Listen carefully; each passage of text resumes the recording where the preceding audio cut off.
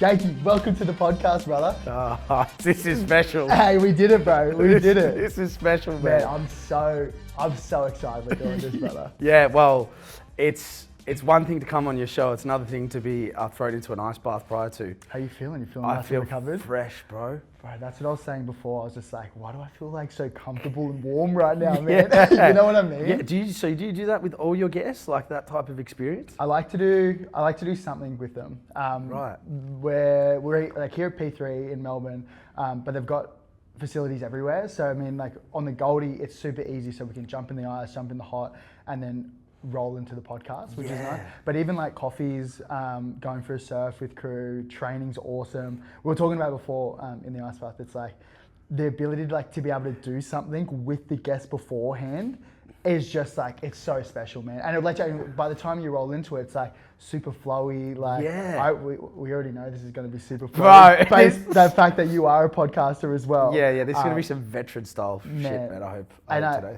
Mate, there's so many things that like we're naturally going to dive into. Like, super keen to talk about like your soccer career, the transition out of it, especially. But then even us, the incredible stuff that you've done in the media space outside of it. Because we first connected, like a year and a long? Yeah, about 18 months ago, I reckon. Because it was cool, man. Like, you were one of the first podcasts that I featured on when I started the Keegan Company. Yeah. And look at where you are, by the way. It's like I'm the little grasshopper up at Masogi. Overtook me after 2 months. And like, how dare you? I was actually before we get into it, like, I feel like I really do want to say like thank you for that because, mate, the time I was at, it was very early in the piece for the podcast. I think we were pretty fresh.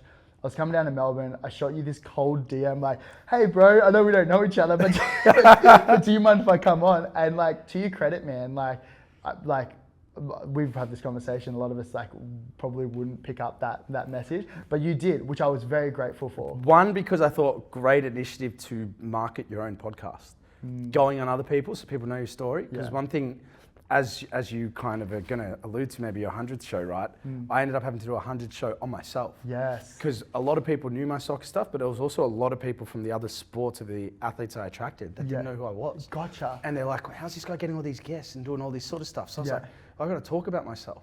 But your strategy, I was like, well, that solves that problem. Mate, but it's very timely now because when I jumped on yours, you had just finished doing your 100th episode, and our 100th episode is going to drop next week. So it's a full circle moment. When I was coming down to him, I was like, it's got to be Jakey. Like, I've got to do it. And I'm glad we're doing it. The time's here, man. But kudos to you for what you've done, because I know how hard it is as well.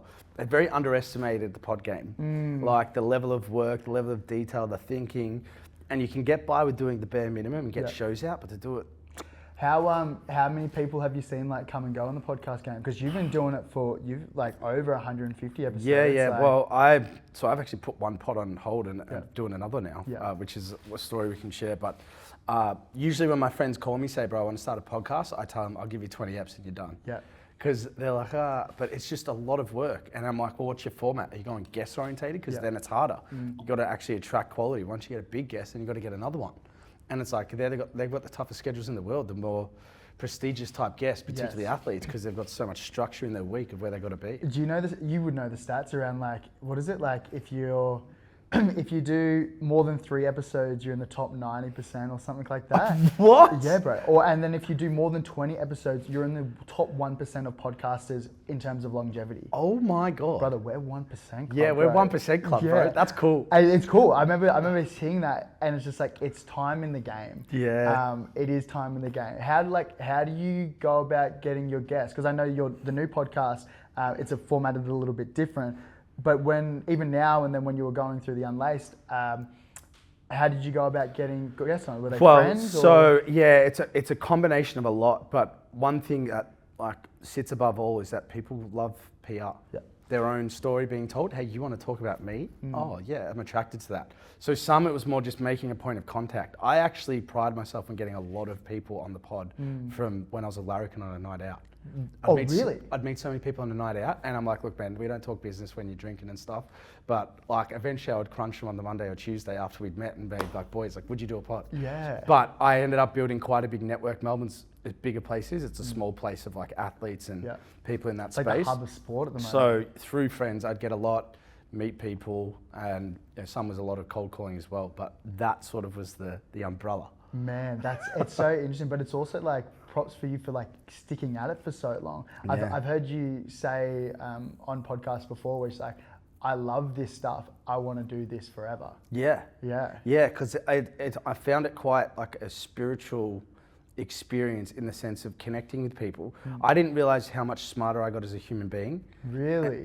Until I kind of put the unlaced on ice for a bit, because I was like, well, you can go to school and get discussions with teachers and people that have had some serious education. But if you have 150 conversations with the best people in their fields for an hour, I guarantee you're going to become more intelligent. 100%. So that's what was my experience. That's why I really enjoy it. How do you think it shaped your perspective on, because I know a lot of it was around like people's stories, their own mental health challenges. How do you think it shaped or shifted your perspective from when you first started to now? Everyone's very similar. Yeah. Like everyone's stories are so different, but everyone's so similar with their emotions, their experiences, the highs and lows, and it's such minor details that make people so great and so high up compared to maybe everyone else. In my own self, it's just made me much more aware, much more wise, and it's almost like a quote book of wisdom. Yeah. Like I've just had so many given to me that situations that I go through in life now I can handle much easier. Really? Yeah. Mate, that's cool that you're pulling it out of it, because when I hear you speak on a podcast, you're really good at referring back to what other people have said and quoting them. Bro, there's been some people that have rocked my world on pods. But when you're on another pod, you're quoting them. Yeah, and I'm like, that's wisdom. And it's not like you're just quoting them out of that. Like you genuinely believe it, you felt it, you've been through a similar experience. Yeah. It's so cool to see, man. Do you want me to go one better here? So there was a guy who came on. I actually mentioned to him before. He was he's a neuroscientist.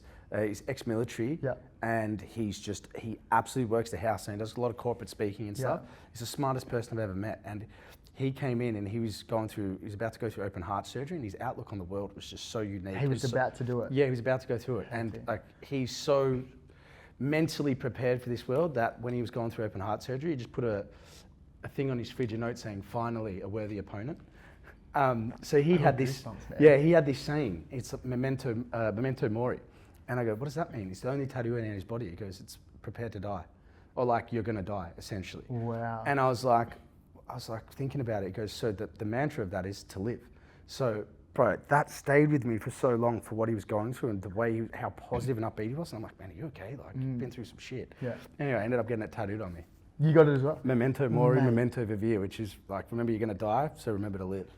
That's good. Like, that gives you goosebumps. Yeah, man. Bro. It's wild that like these like conversations that you're having have had such like a profound effect on your life to the point where you want to get it tattooed on your life. It's entering into your life, like just everyday living. Yeah, just I don't know what it is, man. It's something special. I feel like you're at a point now. You've had such a big, strong experience with a lot of episodes. You feel that to an extent, right? For sure, man. Yeah, for sure. And then even like being able to apply it to your life. I think that's the biggest thing. That's a good point. I never actually thought of it until you asked me that. Mate, to be honest, it hadn't really come to my mind until right now we're having this conversation. Pod veteran, bro. Pod veteran. Look at him. Hey, this is no prep, man. He's on the fly, bro. This is how good he is. Mate, I'm the grasshopper compared to you, man. I know. I'm just learning. I don't think you are, bro. I think you're very humble, but what you've done, because when you came in, it was super saturated, bro. Yeah. Super saturated, and Spotify's political ban. I'm telling you, it's not off numbers. That's my opinion.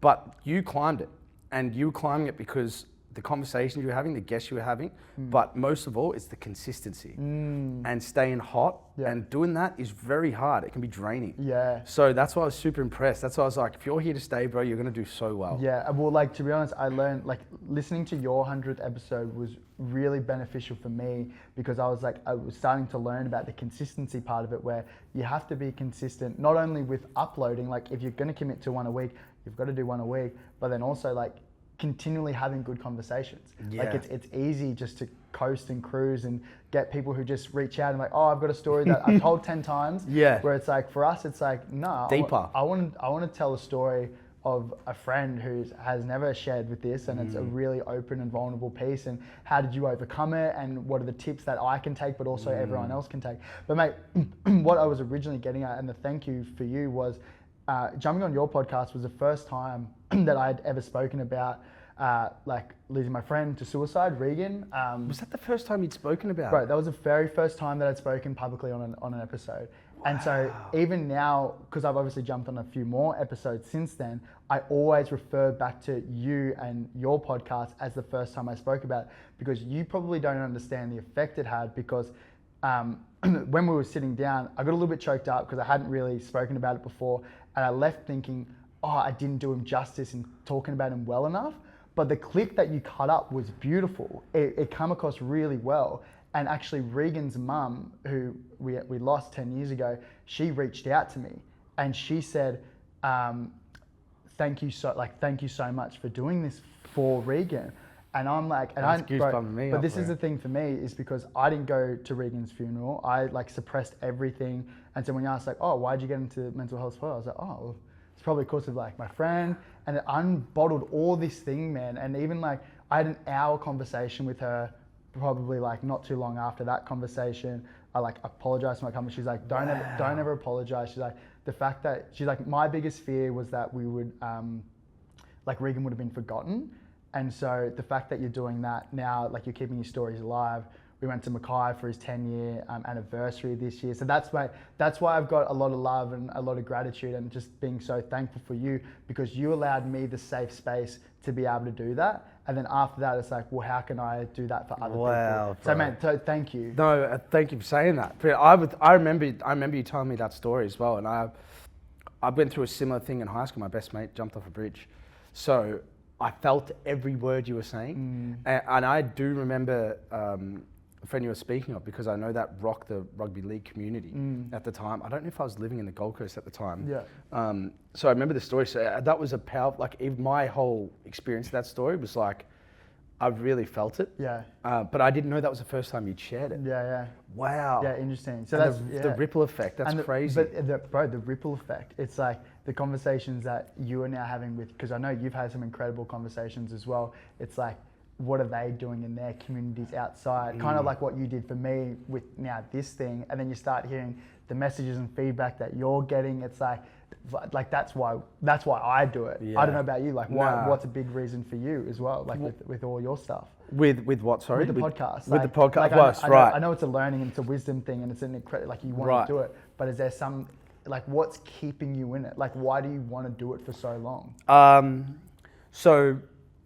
With the Unlaced I've put on hold right now, which is one of the hardest decisions I've had to do, because I took a risk. I went into my mate's podcast, 3 people, and obviously being an ex-soccer player, they only speak on soccer, and it blew up. Yeah. And it's got like double the following, double the listenership, like quadruple the engagement in like less than a quarter of the time I've been doing the Unlaced.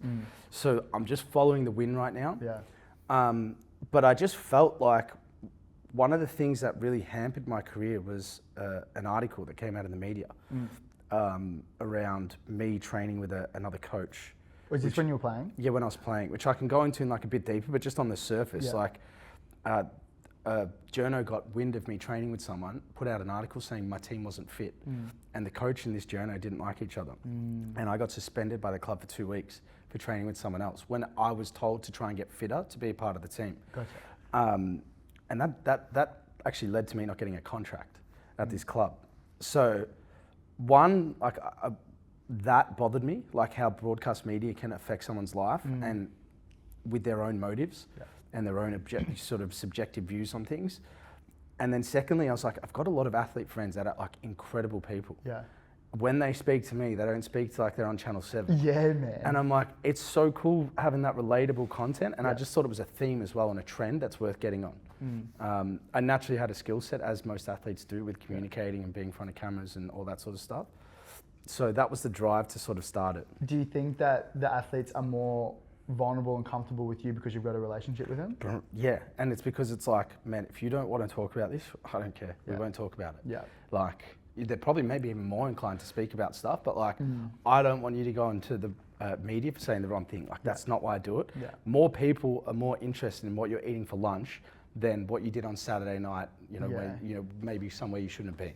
Like people actually are more interested in your day-to-day life. Yeah, it is. Sorry to interrupt. But I was just going to say, like, it's a huge part of the relationship piece, Yeah. right? And being like them feeling comfortable enough to be like, yeah, I trust Jake. I'm going to come on. I'm going to talk about things. Yeah. And knowing that, I think we operate in a very similar way, where it's like, if you don't want something in there, we can take it out. Bro, the phone call you gave me yesterday is the 150 phone calls I've made in my time. I'm like, bro, you are a genius. We're so aligned. I literally said to you, I was like, man, whatever you just did, I'm like, that's how to do it, bro. Yeah. It's just, I think it just creates it creates an excitement and a safe space. And for some people, like, this is not daunting to me talking to you because I know you and coming on pods. But for some people, it probably is. You know what I mean? Yeah. Like, and to have a really good conversation and to keep them comfortable, like for an hour, it's a skill. Yeah. So, do you ever think about doing longer than an hour? Like, people could like 2 yeah. to 3 hours. So the podcast I do now, the soccer one, because it's with my friends, we go for called? like 2-3 hours, suited and booted TV.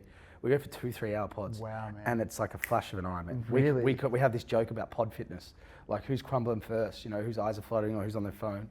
Like you're not pod fit today. Oh, whatever. really? Yeah, but with a guest, it's much harder, bro. Gotcha. I think you've got to go with someone that can pod. Yeah. Like Rogan, when he does like 3-4 hours, Yeah. they've been on his pod like 5-6 times. Yeah, right. But mate, being able to sit there for 3 hours, like I can't imagine. But a lot of these conversations, they go in a blink. Yeah. Like they go so. I'll look down at my watch and I'll be like, oh shit, we're 45 minutes in and I haven't even started talking about what I want to talk about. You know. So, but the 3 hour piece, like that's huge, man. Yeah, Pod I don't know. fit, So yeah, pod fit we call it. What do you think makes a good podcaster? I think having a sense of humor. I think well, one thing that's really underrated is like sound, like audio quality with pods. So like you've got to be able to speak. If you can speak cleanly, it's more enjoyable to listen to. But I think like a real people skill is just being able to have someone that likes you in the same room, being able to attract people towards you, opens a door to like really good conversation. What do you mean? So, like if someone's comfortable with you quickly, Yeah. like good bloke-itis. Yeah. That's what you've got. You've got good bloke-itis, Gotcha. man. Like I just know I could trust you. Yeah. Do you know what I mean? There's like you can't. How do you explain what that is? It's like you're not it's like you're not a dweeb, but you're not like a sus. Yeah. You're not like you've just set an environment for someone to come in. You get them, you understand their field, or you've done your due diligence on them. Yeah. So they know like there's respect. Yeah. And then I try and interject just like humor in the piece as well. So that keeps it lighthearted and Makes fun. it comfortable. Yeah. Yeah. It's interesting. I've seen a lot of friends who have started podcasts, probably similar to you, no research. Yeah. Mate, I was like one of my friends, like they were getting like pretty cool people on, but going in with no research and they'll do everyone, not just sport, they'll do everyone. And they had this incredible businesswoman on who I know really well. I remember looking at it and they're like, and it was almost like, so what do you do? And I'm like, bruh, I was like, you've got such an incredible person. And I also think it's probably a little bit of a lack of respect thing where it's like, this person is giving up their time. I know how busy you are to come and sit with me on a Thursday afternoon. Like, probably got better things to do, man. But like, it's got to be respecting. Like, you got to go through and do the work. I think it also shows how serious you take your startup. Yeah. You know, Yeah. like if you're Keegan and company, like, oh, I'm going to take it seriously. Yeah, you've got to like put in the yards. Yeah. You know, it makes a better pod too, bro. What does the future look like for you in the podcasting? Like, so space? I'm all in on this soccer podcast, which is now probably the biggest independent soccer show. We call it a YouTube channel because we do pods, but we do vlogs. We sold a steak sandwich today out of a cafe. Sounds cool. You know, there's so many varieties of contents we do. That's not just the pod, but the pod's the foundation. So it's a YouTube channel. That's becoming like probably the biggest independent voice in Australian football outside of these broadcast stations. Yeah, man. It's because we focus on everything. We focus on the A-League, but we focus on Australian football, but everything below. Yeah. And everything below is the most participated sport in the country. Wow. So a lot of people. So if we talk about State League and like the Souvlaki over there not being great, or like this place in State 2 in Queensland's charging $25, bro, everyone cares about it because it's relatable because everyone's in these environments.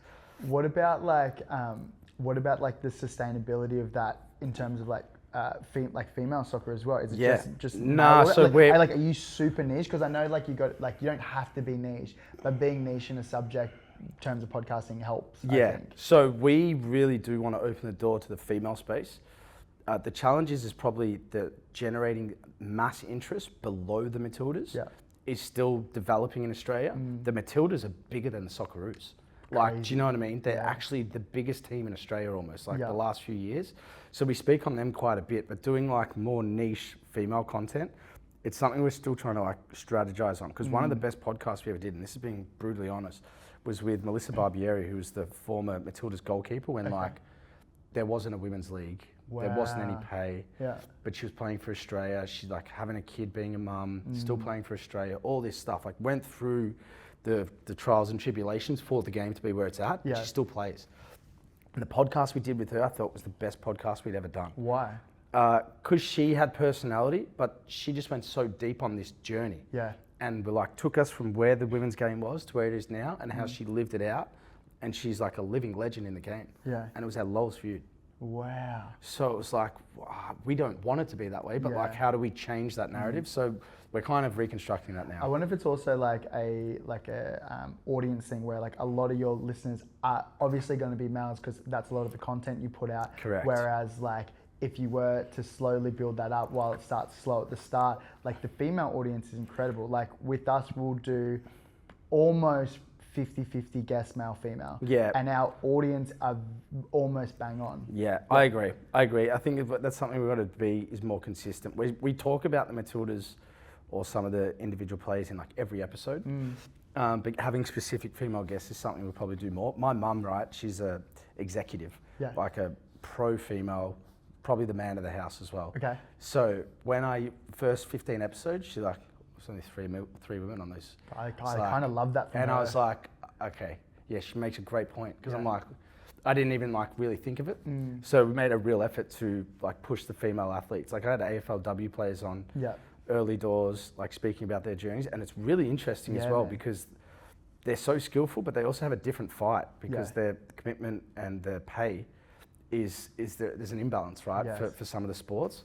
So it's really interesting to hear like the difference that they're sort of going through on that front. Yeah, man. I think it's I think that all women's space, right? Because the cool thing about it is that it's growing at such a significant rate. Yeah. And there's so many young girls who are like looking up to these. Now they've got female role models, whereas a lot of the girls who we would be talking to, they didn't have those people to look up to. They might have had a Kathy Freeman or someone who was on the world stage when we were like little grommets coming through. But now they're like, oh, I can look up to an Ash Barty or a Taylor Harris or a Steph Gilmore, whatever your poison is, like whatever your sport is. 100%. They can do that, and they can actually, like you do on your episodes of Media Outlets, it's like you're humanizing the athlete. Yeah, which is so correct. Cool. Yeah, well, the female game in Australia spiked from a football point of view, so like the participation rate through the roof. Yeah, because of Matildas.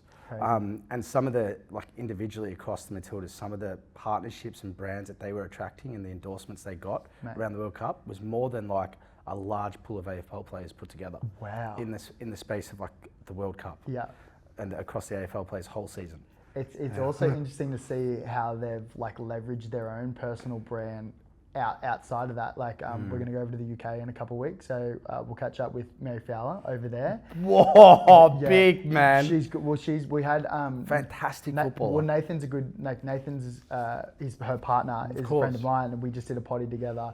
And we do like these little, we sometimes do these little like voice memo questions, and we got Mazzy to do one, and he's like, the fuck, man, like how did you get that? And then I was like, we're gonna come over in a couple of weeks. She's like, I'd love that. But like they're so busy, like, and they've got their own beautiful brands that they've created. Mackenzie Arnold, obviously Sam Kerr, like I love the fact that they're building their own personal brand, as does a lot of athletes nowadays. They're kind of leaning into it. Yeah, well, just to comment on that as well, what soccer's done really well is, particularly in Europe, they have had like full investment in the female game for about 10 years. Really? Where girls go into academies and they train from a young age. Gotcha. So there's a reason why the standard of football now is so superior, because they've actually had investment and time put into their craft, that the quality of football now from the women's game is like, it is incredible. Gotcha.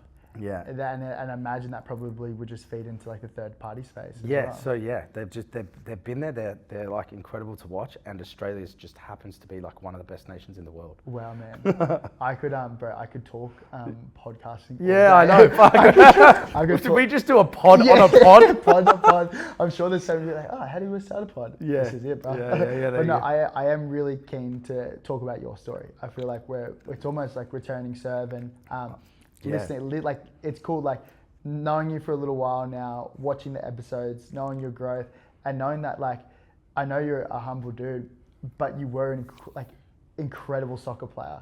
Like mate, like even the stuff that like I was reading around, like captaining Australia in the under 20s and under 23s, you're pretty much full time at 14 years old. Like you've done incredible things. Thank you, bro.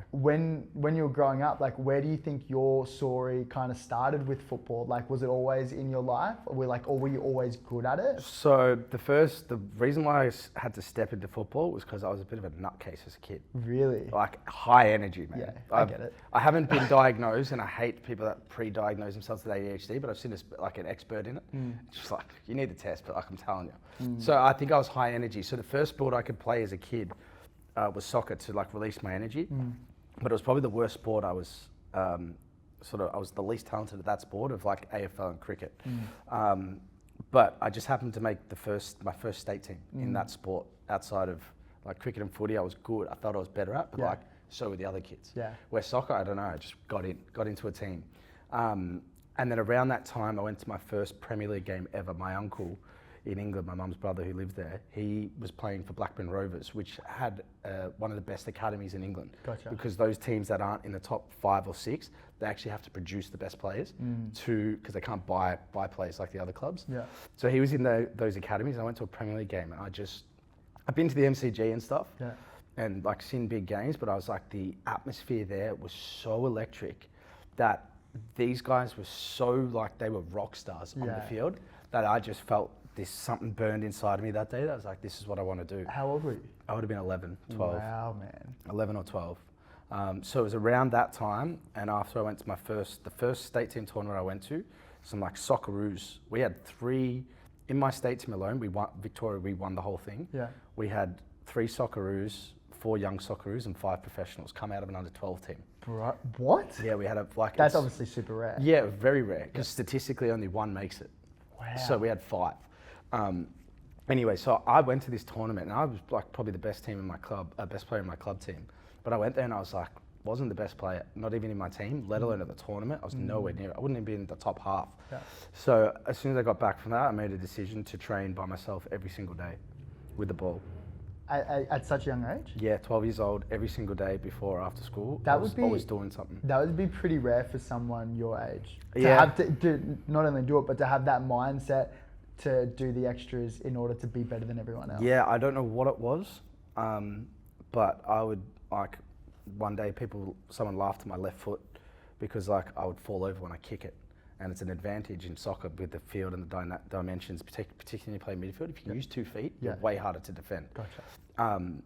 So I ended up training every single day on my left foot for like 6 months. Now my left foot is 10 times more accurate than my right. Wow. So like, but I don't know what it was, man. It was just like a mentality thing, and it was all I could really think about and focus on, and it was something, the satisfaction of seeing something like get better was kind of the drug that attracted me back to it. But that's because I constantly think about like kids that go on to a professional league. Are they just naturally talented and fall into it, or are they just kids who are pretty good, okay, but they just work hard? But it sounds like the second one, but I think you're being humble. I reckon I was good. Yeah, I was good. Respectfully and humbly. Like I slid into a state team, but I was like, to get to the point of like being, one of the best in my age group in Australia. Yeah, that's what it took. How what does it look like? Because I know you said you were training at an incredible rate, and I know that you were training with or playing with a heap of older kids when you were 14.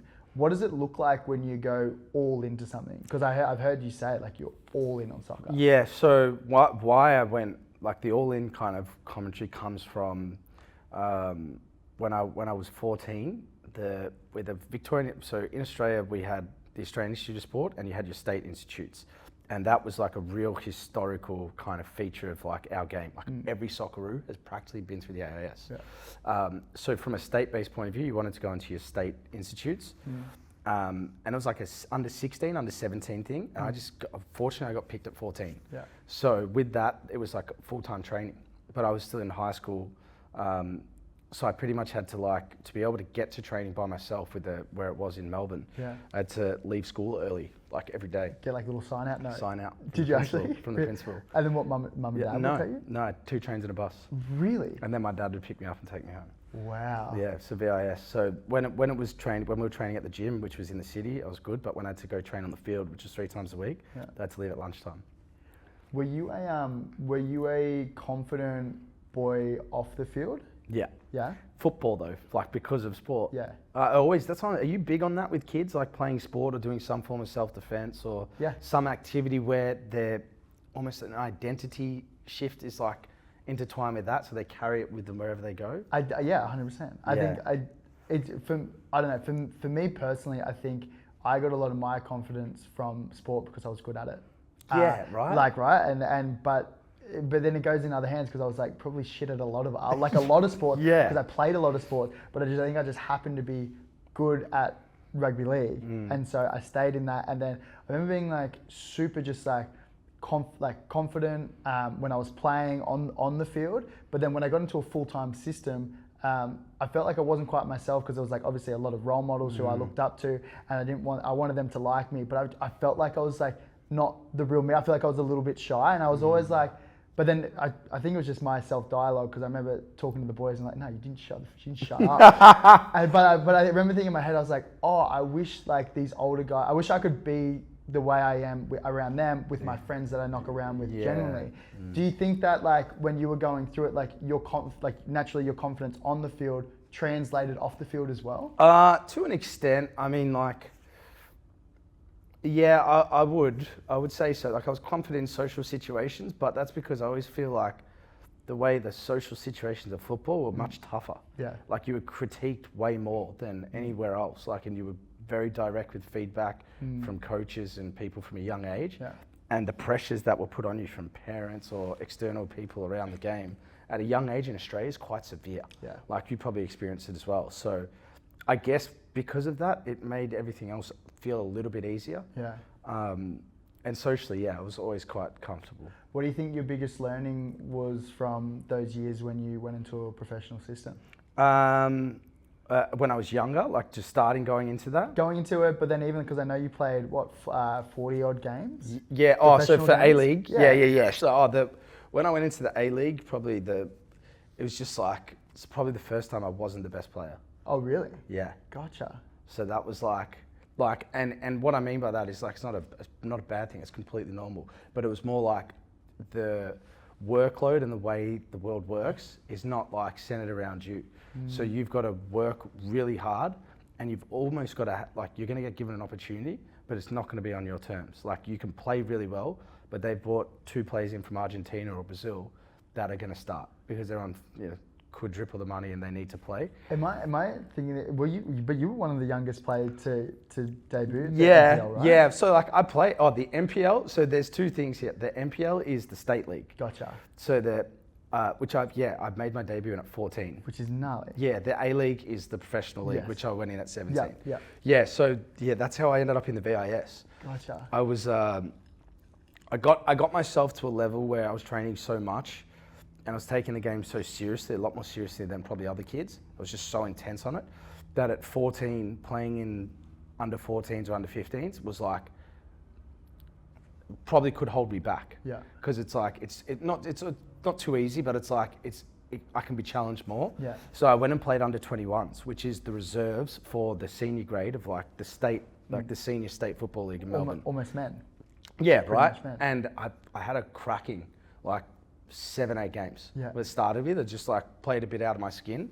But there's a story of when this is well publicized, but I dropped the under 15 team of that club I was playing at, Altona Magic. Yeah. They didn't necessarily have the best team, but they made this tournament, the Manchester United Cup, and they got out of their group and they were going into the finals. And if you won that tournament, Manchester United Cup's famous. You fly to Manchester and you play in a tournament against Barcelona, Gotcha. Real Madrid, Yeah. Man U, Liverpool, all this stuff. It's the best young kids in the world. Yeah. So these guys are like, man, we're in the semi-finals. Like we got one more game to the final. So the coach called my dad and said, hey, can we have Jake for this weekend? Yeah. Like he's with the club. I know he doesn't play in the under 15s, but can he come down? Yeah. And I was captaining the state team at the time, and so it was a big deal. So I went and played. I'm like, is this legal? Yeah. They're like, yeah, it's fine. Like, Yeah. it's a Macedonian club. Like, just come down. Yeah. So I ended up playing. I scored 2 in the semi-final, and we got through to the final. And then I got to the final, and 7 players of the state team that I was captaining played in that team. Oh, and what? Yeah. They were opposition. They're like, what's this guy doing? What's doing? Yeah. Yeah. Like we didn't even know you played for this club. Because I played on the southeast, and I'm playing for a west club where they play. Gotcha. And they're like, we played this team and beat them like 5-1. Why are you playing? Yeah. And I don't know what it was that day, man. I had something in my bones, but I scored 2 of the best goals I've ever scored in my life, and we won on penalties. And we won this Manchester United Cup in Victoria. So we went into the national conference to like try and go to Manchester. But the head coach of this team was at that game, of the senior team. And he came over and he goes, this weekend you're going to play for me. And I was like, what do you mean? Like seniors? Yeah. Like men? He goes, yeah, you're playing with me. So I made my debut at 14 that weekend. What are the feelings? What are the emotions? Bro, What do I you didn't even feel? have pubic hair, man. Yeah, bro. It's just I didn't like, where do I go? I don't know if I could say what like level of rating. No, we this can is. say what Okay, we so want to say. the first cock I ever saw that was not my own Yeah. was in that change Yeah. room. It's still to this day is the biggest one I've ever seen. That's full time. So That's full time footy, man. That is full-time I footy. genuinely was horrified to play sport after what I saw in the change room. I'm keeping my pants on. Yeah, so I was like, holy shit. All right, so I'm nervous enough, let alone now I've seen a guy with a dragon. Yeah. But I played 10 minutes and did well. And at that time, I was on a training scholarship at the VIS, so I couldn't play games for it, but I could train through the week and play for Altona on the weekend. It's quite complex. But after that, then they gave me a full scholarship to the VIS. That's pretty cool, man. So, yeah, I had one stint. And the team I played for, this is no joke, they won the championship that year. Really? So it wasn't like a dud team. It was like they had ex-Socceroos and stuff. So it was like one of the most exhilarating, exciting, and even pinch myself moment experiences now, because not too many people have done that. Bro, that's a cool story, man. That's such a fun story. Even like looking back on your career, what do you think would be a career highlight? Playing for Australia. Yeah. Yeah. Yeah. Have you like done that in the? We did. Like, I played junior Aussie, like junior Aussies. bro. Yeah. It's me too, right? You're like a young kid and you get to play for your country. Best ever. I don't know what it is, but you think that everyone in the country is watching your game. Bro. Like, probably not. probably 1% Yeah, maybe yeah, is aware. yeah. But you just have this like feeling and ownership of the jersey that you kind of feel like you've got to like potentially die out there. Like that's how I felt. I felt so proud standing there with the national anthem. I'd always, from a young kid, because I was so intense on football, I would watch the young national teams play and like idolize some of these players. Yeah. There's a story. This is no joke. 2005, when I started to get the demon of football, there's a guy called Kaz Patafta. You should actually meet him. Yeah. He's now the CEO of Brisbane Roar. Beautiful. Young guy, lawyer. Yeah. He was captain of the Australian under-17 team in 2005 playing at the under-17 World Cup. And I'm 12 years old. I'm watching it. And I'm like, this guy's unbelievable. Yeah. He doesn't even play for a team in Australia. He's in Benfica, which is a big club in Portugal. Gotcha. And I'm like, this guy's wearing number 10. He's a captain. He looks cool. He plays cool. I'm like, I want to be him. Yeah. And I remember he did this photo. There's a stance. He went into, it's a funny thing about manifestation. Before you do the game, you do a team photo. And like the captain's there and they've got a flag that they've got to give to the other captain, but you take a team photo just before you do that. Yeah. And I was looking at the team photo and I was like, I want to do exactly what he's just doing. Yeah. And he was standing on the end with the captain's armband and the flag. And I just remember when I started playing for Australia, I got the captaincy for, the first time I got captain was at a tournament in Japan. And we played against Mexico. And they ended up giving me a photo after the game, and I look at the photo, and I'm standing in the exact same position, wearing the same number and the captain's armband, holding a flag against the nation that Kaz played against at the time. Wow. And it was like, I was like, what the fuck? Full circle, man. Yeah, it was just blew my mind, man. Blew my mind. That's so. I know. So I was like, whoa, there's just like something magic came inside me that day of like, yeah, there's something in like this obsessive thought, hard work, like leaving no stone unturned, like positivity that provides something magic, because that's rare. Mate, I subscribe to that 100%. I genuinely believe in the manifestation piece, and so if you do believe in it, and it's like the way I've come to realize it is just like when you think about something and you like obsess over it and you put it out there, you speak to it, you tell your friends about it, you write it down, and then it comes true. It's like, oh, well, I've done it with that. What other things can I do it with? Yeah, bro. In sport, like when I was a kid, you wanted to play for the Australian team, and it's so cool when you get there because it's not just that, but it's all the years of work that you put into it. Right. That's why it's so special. But then when you start thinking about the manifestation piece, where it's just like, why dream small? Yeah. Like, why not have the most outrageous goals ever? Like, I was talking to two of my best friends, Fletcher and Sanj. They're like, I've known Fletcher since I was 3 years old, and we're still like, he's my boy. And just a finance dude, like not sporty, but we've had a couple goals recently that are like just like insane goals. Like they're like you asked me like 3 years ago, no way that they were coming true. Right. But you put them out there, and so Sanji's partner was just like, let's just write a list of all our like fuck off goals, like goals that are just like what we think now are just unimaginable. Like you couldn't do it. I like that strategy, bro. And then we've wrote them down. We've actually got wine bottles, so we're writing them down, and so we're gonna store them, and then when we do it, we're gonna drink it. Holy crap, bro! Yeah, that's cool. So are you big on that, like with yourself, like manifestation? 100%. Were you doing that subconsciously when you were growing up, though, in a sense, like without knowing? Bro, so when I was probably like 15, I had like my mirror in my bathroom, and I had like Australian team from like, I think I was 15, and I had all these like little quotes around it that would like, it might be the idea of like, can't remember what the quotes were, but it was all like just things to motivate me, and I had that was my first big dream. And then when I got there, I think when I signed my first pro contract at 17, I was like, okay, I want to make my NRL debut. So that was the next one. Right. And then, but after that, I wanted to play Origin, but I didn't manifest it enough. And that was probably the one thing that I wanted to do in my career, was to play Origin, that I didn't get to do. Can I ask you a hard question here in your heart of hearts? Do you believe you would have, if like the world and stars aligned? Like, do you ever think about that? Yeah, I think about it a lot. I think I love that answer too. That's honest. There's only one. Actually, there's probably one time where I've like genuinely missed football. Because like, to be honest, like I liked football. I wasn't like in love with football, which sounds kind of controversial to everything that I've just said. I think it's because it's like I was good at it. I liked what you said before of the art of progressing in something. That was the thing that I really loved. The mateship as well. You don't really value that as much until you go out of it. You realize how special that. It's special, man. And that's part of the reason why you go. For sure. And so when I had, I think it was like a year after I was medically retired from footy, I had a heap of mates who were making their NRL debut, who, same as you, I got to captain in the Aussie schoolboys team, the Queensland schoolboys. You're a skipper. Yeah, dog. Yeah, so it was like... Humble guy, man. Yes, but wait. You're making me brag.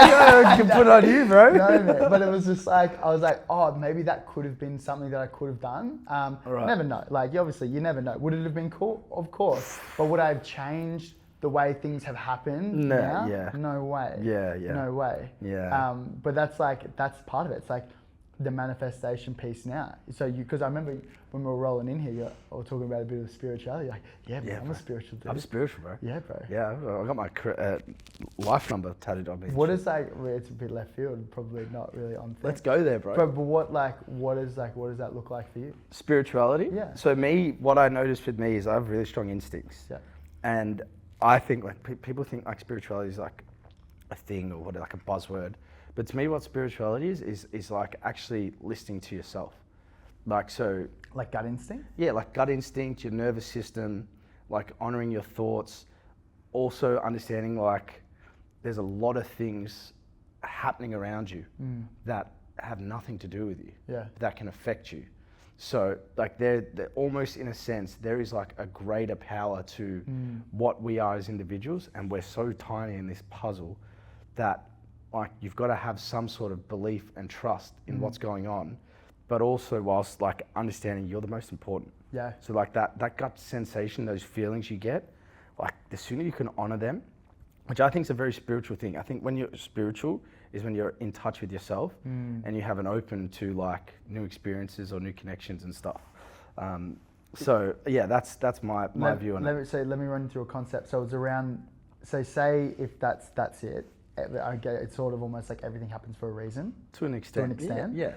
So when something bad happens to you, is it sort of the mind frame where you go, oh, that's just part of the journey. That's supposed to happen for me to get there. Like, so what I'm preaching is I'm not perfect at. So no, I'll be the first person in that point to be like, what the fuck? Why is that happening to me? Yes. But what I cannot deny is after going through stuff and coming out of it, that experience has not benefited me in the long run. Like, I haven't lived in that headspace in the moment. Yeah. But I've been through experiences now where I'm like, it's undeniable that that's made me a better person or a stronger person. Yeah. And I'm like, so there's like, if you stick around, you stick in the fight, like there's some real strong benefits that come from like pain and all that sort of stuff. Does that make it easier to go through it? Not really, no. Yeah, it's still shit. It's still fucking hard. Yeah, like still, the guy, forget his name, man. I've got to remember it now. It's really bad. Paul Taylor. Paul Taylor. Sorry, Paul Taylor. He goes, mate, he goes, life is going to throw you a shit sandwich. Yeah. He goes, mate, you've just got to fucking eat it. And like, it is always going to change. Like, but sometimes you cannot predict these experiences and they suck, but they suck for a reason, bro. That's, sorry, you go. No, I was just going to say, so like, what you really value, like, it might have been really tough to in your first episode, but now you're going on 100. Yeah. 100's, that's a nice feeling. Yeah. So that tough makes the 100 nicer. Yeah. Mate, talking about tough experiences, I know that the soccer journey, like all professional sports, a roller coaster, right? Yeah. And while we have really incredible highs, like there's going to be lows. And I think I'd love to talk about your exit out of soccer, because I know very similar around injury. Yep. What did that look like? How did that come on board? Well, this is actually one of the reasons why I really wanted to have the conversation with you on my podcast, because to an extent, I would say yours was more of a harsh medical, like kind of retirement. Yeah. But mine was, I was medically retired too. Yeah. So when I was at Adelaide, I had 2 years of like inflammatory symptoms coming through my joints, in my feet and my hips specifically. It was attacking me. Like my second toe was huge. Yeah. My hips were blowing out with fluid, and I would take anti-inflammatories and I'd just get around the field. But outside of that, I couldn't walk. Like at home, I'd have to ice first thing when I wake up, and I'd just mask it. So you just get to like a warm up, and then once you're on the field, I'd get on the field and I'm warm, and like my boots are tight on my feet, but I'd come off the field and my foot's a balloon. And I was going through that for about 12 months, but it was in the back end of the last year of my contract. And prior to that, I had a bunch of osteitis pubis stuff. So it's like injury plague before this serious stuff happened. And I took a risk at 19 years old that in my last year of my contract, I wasn't going to say anything, because I felt like this thing's really, really bad and really severe, and the coach likes me and I'm playing, and I'm going to just try and get a new contract. So you thought if you were to tell them, you probably might not have played? I thought they would just like...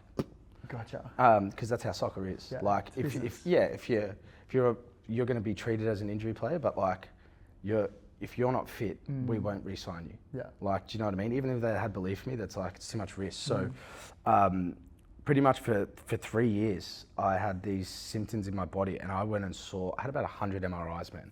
I went and saw every specialist under the sun. Really? I saw rheumatologists, I saw blood surgeons, I saw orthopedic surgeons, just to get like all these different viewpoints on what my symptoms were, and no one knew what it was for so long. I went and saw the Socceroos sports doctor, Peter Bruckner, who's like a genius. Yeah. He's like a PhD. Like, people that want to get a PhD read Peter Bruckner's books. Right. So I was seeing the best of the best. Yeah.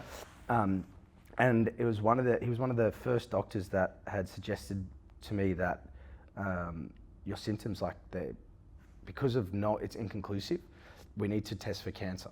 Right. Because it's like all the inflammation and all these, they're kind of like cancer symptoms. That's scary?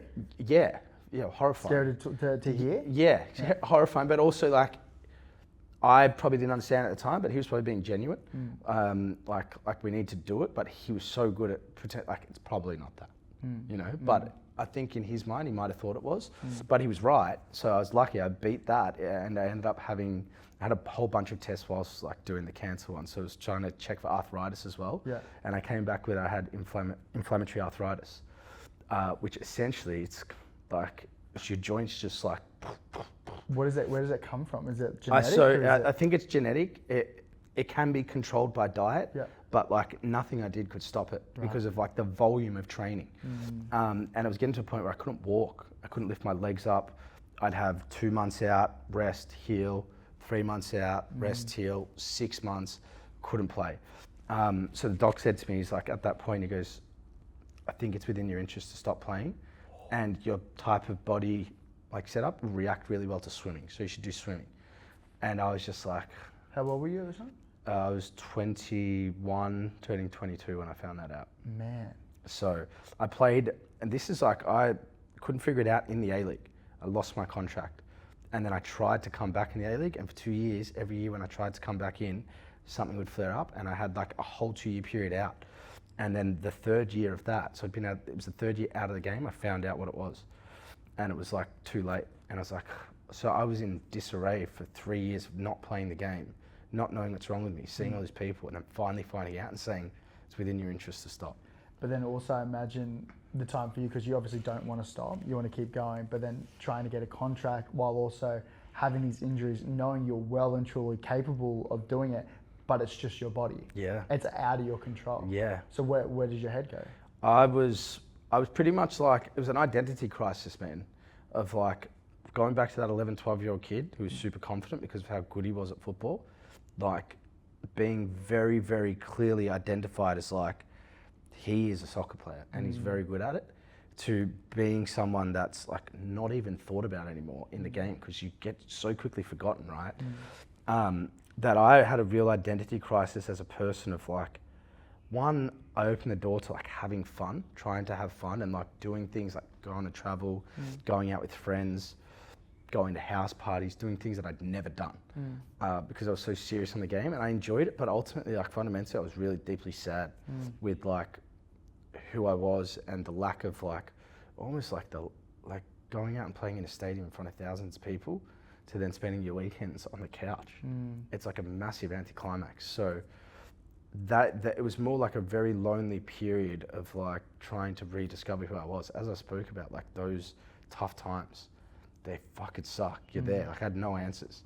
Now I sit here and I'm like, whoa, like so many lessons. Do you think that you lean into the partying, going out because you were in a incredible system from such a young age, and that's where all your focus was? So you're not really thinking about the part. You're not really thinking about everything else. Because you're so dialed in to your craft. Whereas now it's like you're 21, getting into mid-20s. Where it's like, oh, I've got the freedom now. Let me dabble of what I could have been doing when I was 18. Yeah. So like, man, I'll be honest with you. So I pretty much when I came out of football, like I was very addicted to how I trained. Like very, very gave everything to it. Like I wouldn't go to a house party from the age of like 13 to 21 or go out because I just thought it would affect my performance on the weekend. Then I didn't have that. So I went out and I would started doing drugs, started drinking, started building like really bad habits because like I was pretty much trying to escape the feeling and not having like the dopamine hit of playing football that I was so used to, that feeling of feeling like you're flying. That almost needed another remedy to try and feel something that could replicate it. Did it replicate it at all, do you think? Like, no. Nowhere near. Nowhere near, no. But like you think to yourself, like almost like a placebo that it is. And then it can become like a bit of a habit, man. So I went through a phase where I wouldn't say like I could switch the tap off when it came to like doing drugs. So I never know to term it as addiction. But what I couldn't turn the tap off was like, I just wanted to escape. Do you know what I mean? So if I had a focus, like a purpose, for instance, whether it was like a fitness journey or whether like I wanted to achieve this challenge, like a 75 hard or something like that, then I'd be good. But if I didn't have anything for a period of time, I would just struggle and I would just look at ways to try and escape reality because I was really struggling with like trying to comprehend how to function. How long does that period last for? Probably heavily for like 2 years. Yeah, but like on and off for like 2-3 years prior to that. So it was a long time. At what point, like I imagine people listening, I know my first thought is just like, well, what was the point that got you out of it? Like, or what was like people look for like a rock bottom. Was there a rock bottom or was it just a slow crawl out? Nah, like... Because I look at you now, killing it. Like, you from the outside looking in, you look like you're doing fucking good. What I'll tell you, right, when someone's addicted to something or they have, a poison, they can be very, very smart at hiding it. So no one knew. No one around me knew. I could hide it. I could tame it. It just got to a point when I got real bad for that sort of 2-year period that it was clearly like I actually had to speak up about it to my parents, to my close friends, and let them know, like, hey man, like I've got a bit of a problem. Like, what'd you say to them? I just said, look, it got to a point where like I would potentially sit at home and like do it on my own, do stuff on my own, like do drugs on my own, or I would do it on my own and then I'd go out. Like I wasn't even doing it because of the moment or anything like that. I was just doing it because it was there. Yeah. So it was really, really difficult, and it just came from a place of just like really needing to escape like where I was and the feeling that I had. Like, because it was really tough not playing for the Socceroos. It was really tough not going, seeing my dream of playing in Europe and like putting in 15 years. I'm talking 365 days a year, man. Of like giving everything to it, and then someone telling you maybe you should take up swimming. Yeah. So, it was tough, bro. But I called my closest friends because I knew in myself, like, I don't want to do this. Yeah. I actually don't want to do this. Yeah. Like, I don't want to be this person. I don't want to fall down that way. But at the same time, as much as I could, if I had something I was focusing on, the momentum of that was becoming harder and harder to turn the tap off. In a sense of like, the momentum shifted me down the wrong path, and I felt that I made some strong decisions at the best time possible to completely change my life. Yeah. Who I hung around with, like the environments that I would put myself in, and like actually seeking help. Yeah. And your first steps of seeking help was talking to mum and dad and friends? Yeah. What yeah, and because part of me, I'm thinking it's a lot to process. One with the way my head goes is like, first of all, like, thank you for sharing. Like, I know I've never spoke that publicly. That's return served for you doing it. That's why I'm very grateful. But where my head goes is like, I can imagine how difficult that would have been. I know I can imagine how difficult it would have been to talk to your friends and family, but the way out, like what do you think really helped you like catch yourself to be like, I know I'm battling with this thing, and I want to be the best version of myself. I want to be a good son, a good friend. How do I get out of that? Have someone listening. How do they get out of it? Yeah. So I reckon I have my view on this, but I'll say the first thing is you need people around you, really good people around you, like actually people that care about you. There's people that I've spoke to that are like, and I understand it when people are going down that path, it's like you can't help them until they want to help themselves. And I genuinely believe that to an extent. But like, you need good people around you. So like anyone that's not in your best interest of you doing the right things or getting sober, you have to cut them. Yeah. Like, it's not even personal at that point because they don't understand the battle you're going through. I think what was important for me, and I reckon like everyone, like, that two voices in your head mentality that goes on. For like the angel and the devil? Yeah. There's something that's got to be deep inside of someone to get out of it that says they want to stop as well. I think that has to be, or else you always sort of find a way. So there was something inside me that just knew that I'm better than this. Yeah. But changing my environments and then changing my habits and building momentum the other way versus the wrong way was like, okay, this is exhilarating. Like, it's a badge of honor. It's feeling more like myself. It's high performance. All right, it's not playing soccer, but like, being as fit as I've ever been, like things like that is like, this life's way better. Yeah. It's almost like you're almost creating like a professional environment in your own little community, right? In this media life space. Yeah. It's like being able to turn up to everyone, for everyone, when needed, and like not miss things because you're high. Do you know what I mean? I get it. I fully get it. It's just so satisfying. I think about that little concept all the time. It's like people talk about how like you spiral out of control, right? Like one thing leads to another. You start knocking around with bad crew. Next thing you're on a couch and it's 5 a.m. Like, right? But then what I also think is like which is kind of what you already mentioned, is like you can also spiral upwards. So you can knock around with good crew, you can knock around with people who are dreaming big, bro. Who are training, and it's just like, instead of spiraling down, you can genuinely spiral upwards. And then that's addicting also. Like, yeah, bro, isn't it? It's addicting to feel fucking awesome. Like, oh my God, like I'm rolling on 7 hours sleep, 8 hours sleep instead of none. Yeah, no. One? Like you don't feel good doing that, bro. No, bro, you know? no. And it's, like I'm all for, like, I don't know how you sit now, but I'm all for balance. Like I will still go. Oh yeah, no, how does that sit with you now? No, I don't do it. I don't touch any sober. Fully sober? Yeah, 5 months. Really? Yeah. Wow, congratulations, bro. Yeah, bro. That's so sick. I mean, I had really large periods of sobriety before that, but like I would have a blowout or things, the train tracks would go off, type thing. But yeah, like I feel like for the time being, the way I do it, the way I look at it is like, I'm just not going to drink or do drugs today.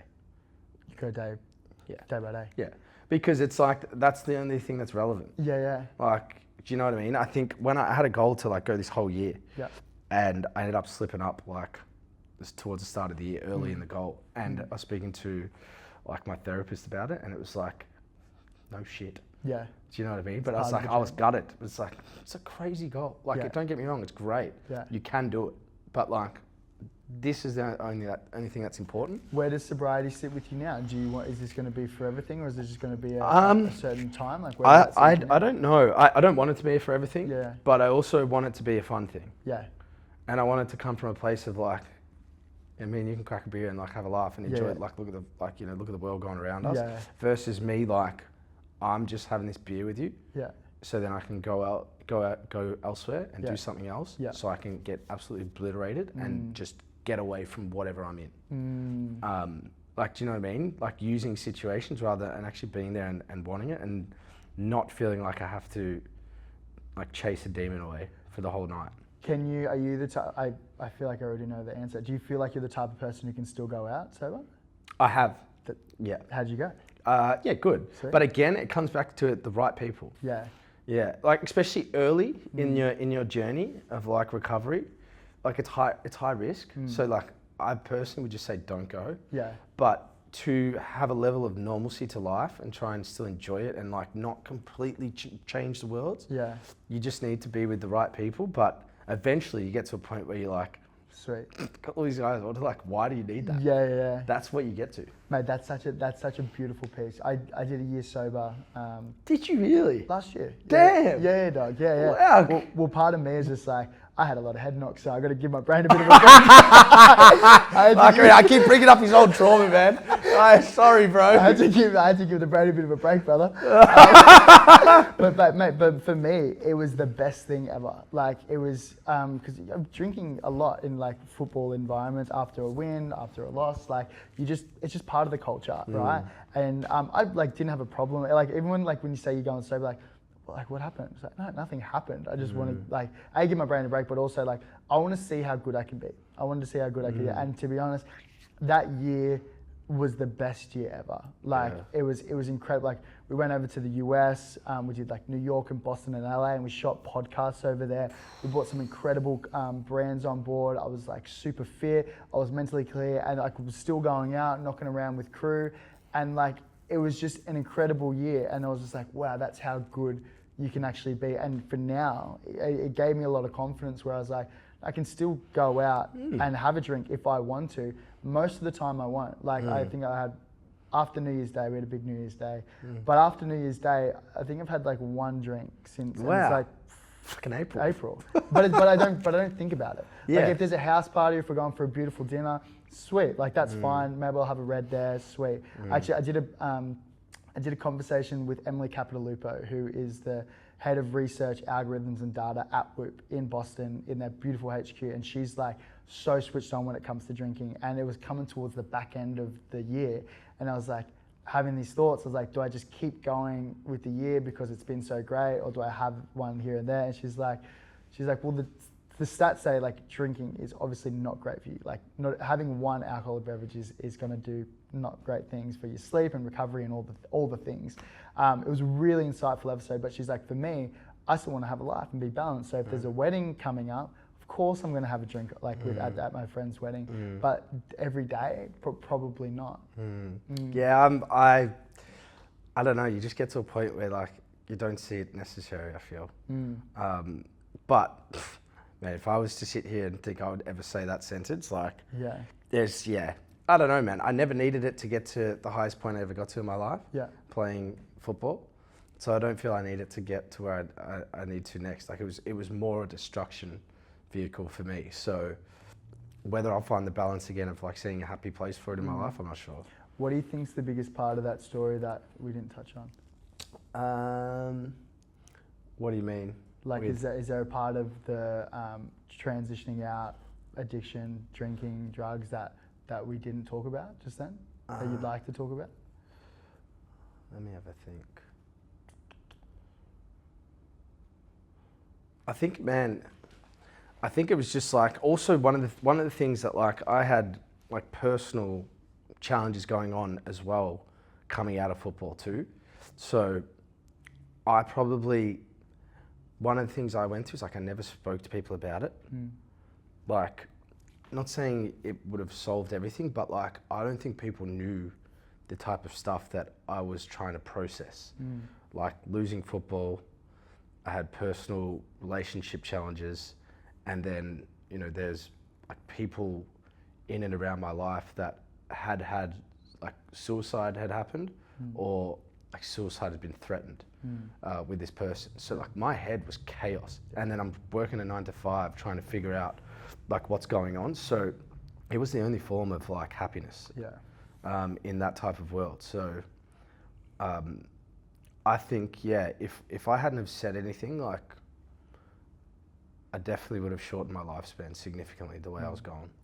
Mate, it's a wild conversation, the thought around relationships, and it's wild to think that we don't have these conversations. Yeah. But mate, relationships and finance are the biggest contributor to male suicide. Yeah. For men ages 17 to 44. Yeah. It is the biggest contributor. Yeah. And it's just like, why don't we have these conversations? Yeah.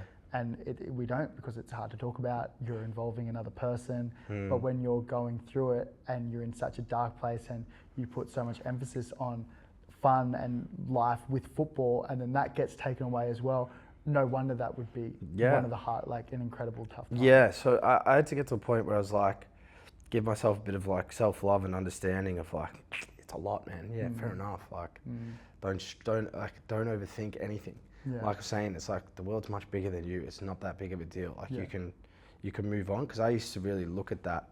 One of the reasons why I never spoke about it publicly, I used to look at it with so much shame. Yeah. Because I was like the consummate professional athlete, and I was hiding it as well. Yeah.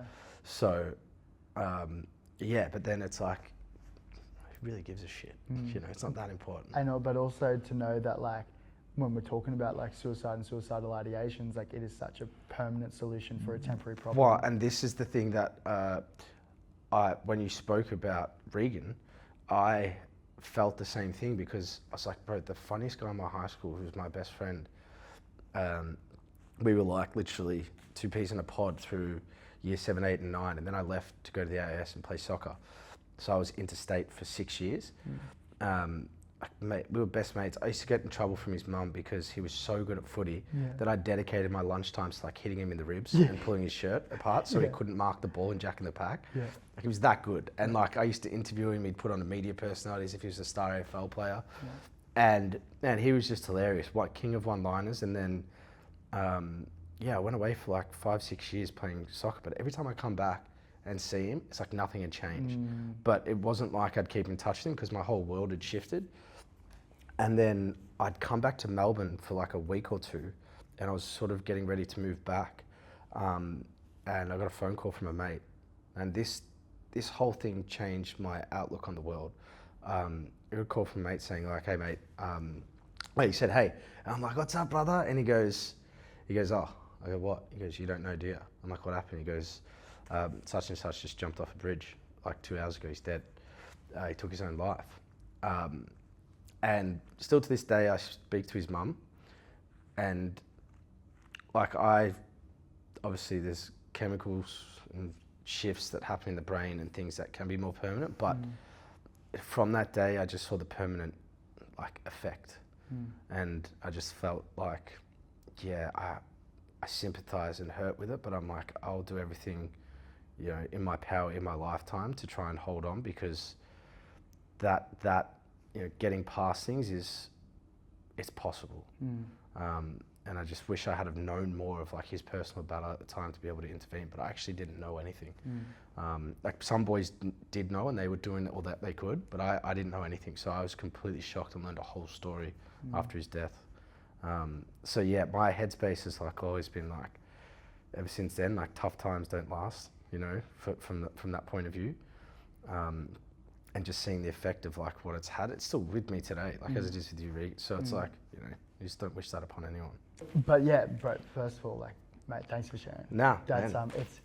It's wild, like how long ago it was, but it still has like plays such a heavy part in your life, and your heart, right? Yeah, well, it's just like as you kind of said, the permanent effect. It's like, you know, you just wonder if there was an environment where it could be more open, more conversation, and how that would change. And that was part of like why I picked up the phone and called people, because I knew, like, you know, fortunate enough that I was able to have strength in that moment. And I know a lot of people, you know, have gone down other routes, but I just felt like I knew that would solve it. And bro, it is so hard to do, man. It's hard to do, but to know that like there was someone out there who genuinely cares about you. 100%. And if you feel like you can't speak to those people, there are some incredible services that you can talk to. Lifeline's incredible. You can Google, like there are some people that you can talk to. Yeah. And we'll put a disclaimer on this episode as well. Yeah. But there's like, just know that you are not alone, and while it can be so shit and you can't see it because it's foggy and it's blurry, give it time, because it will. Like I even know, like even now, like look how good life is at the moment. It's just like you never imagined it could be this. I don't know. I'm not the best person to advise, but I feel like if it's like a 24-hour rule or like a 1-week rule, or just like buy out time and just like do everything that's going to be good for you, and your perspective might change, you know. And there's a lot of people in the world that want you here. 100%. Like, you know, I still hits me to this day losing him, but I never felt like going down that path or anything of that nature, but I felt the path I was going down could have permanent effects of like people around me or myself. So my favorite thing that you said just there was like the people you hang around with. Like your crew and your community. Company we keep. Company we keep. On brand, that's bro. How it started, man. Well, it's so true. Yeah. People you knock around with. Like that, it's that classic saying, the crew you hang out with is the crew that you're going to be like. And I love that. And I see that, and it's like, I see it with you. Like the crew you knock around, like you're such a like genuine, infectious, like got great energy person. Oh, thank you, bro. Dave reckon like your mates are going to be very similar. Nah, yeah. Some of them. Yeah, nah, they're all good, man. They're legends. They're legends. Mate, what's plans? What's coming up? Like you've got, like obviously you got so much going on. Yeah. What's your favorite thing in life at the moment? Dude, I'm loving being on TV talking about the A-League, because I've always thought I've had a really good football brain or football IQ. Yeah. And I've just been given the opportunity through podcasting to actually like portray it on broadcast TV. Yeah. And I'm really loving that, man. I really enjoy it. I get a buzz out of doing it. Yeah. And just my fitness journey, man. Like I was speaking to you. Bro, you're looking fit as well. We're in the pools there. Fitter than I've ever been, bro. He's back, man. I'm fitter than I've ever been. I'm playing soccer like state league, but I'm training like a professional. And I'm just training purely, like, one, to be able to play, but I'm training for my mind, like the mindset of like performance mindset. Gotcha. To allow me to be the best that I can be in any situation that life throws at me. Really? That's the only game I'm playing right now. You obviously, like you had, like we talked about like you transitioning out. Is there like, it might not be, but is it like a kind of like a new love for the game, like coming back and just playing for fun? Yeah, because the arrogance in me still thinks I can do it. Yeah. So like, there's a bit of belief there.